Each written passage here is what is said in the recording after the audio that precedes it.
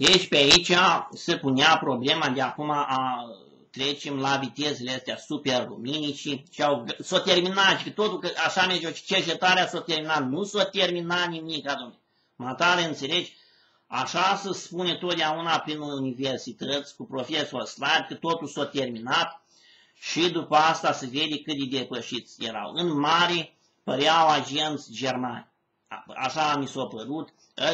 Asta se spune foarte mult prin Germania imperială, prin Germania nazistă se spunea că s-a terminat cercetarea. Deci așa s-a spus când a apărut locomotiva, că nu este viteză mai mare decât a locomotivii. După asta s-a spus că nu este viteză mai mare decât 110 km pe secundă, nu pe oră. După asta au zis că e pe secundă, numai prostii. Deci, practic, Einstein nu poate să arate că nu sunt alte viteze.